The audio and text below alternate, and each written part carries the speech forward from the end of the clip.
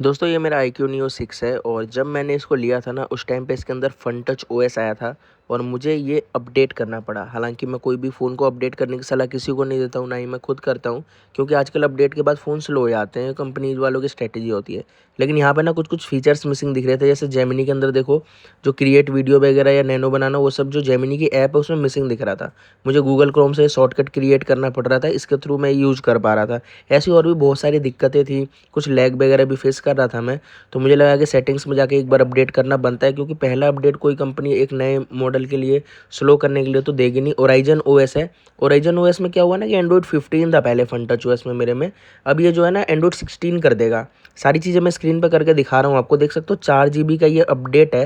लेकिन इसका मतलब ये नहीं है कि आपकी फ़ोन की स्टोरेज से 4 GB चली जाएगी। यहाँ पे देखो 207 GB अभी फ्री है ना। अभी मैं इसको अपडेट करता हूँ और देखेंगे कितना GB फ्री बचता है, और अपडेट के बाद में मेरा क्या एक्सपीरियंस रहा है वो मैं आपको बताऊँगा। अपडेट पे लग चुका है दोस्तों। आपको कोई भी डाउट हो तो चैनल को सब्सक्राइब करके कमेंट जरूर करना। सारे सब्सक्राइबर्स के कमेंट का रिप्लाई हम जरूर कर। यहाँ पे आप देखो 1 GB का स्पेस जो हमारा खर्च हुआ है उस अपडेट में, और अपडेट के बाद में क्या हुआ है यहाँ पे दिखाता हूँ।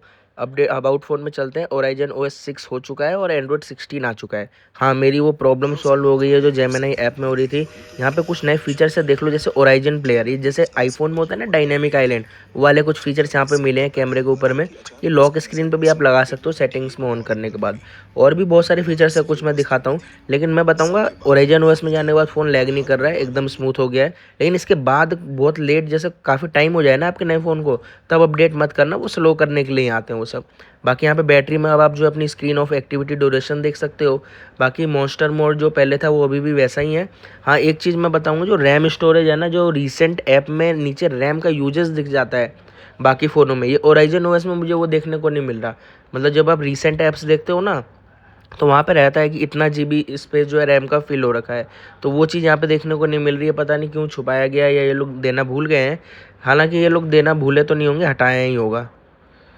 तो ये कहूँगा होराइजन ओएस में स्विच करने पे मेरा एक्सपीरियंस अच्छा ही हुआ है, बेटर हुआ है फन टच ओएस से, तो आप इसको कर सकते हो। बाकी सारी चीज़ें एकदम नॉर्मल है, कोई भी दिक्कत आई नहीं है।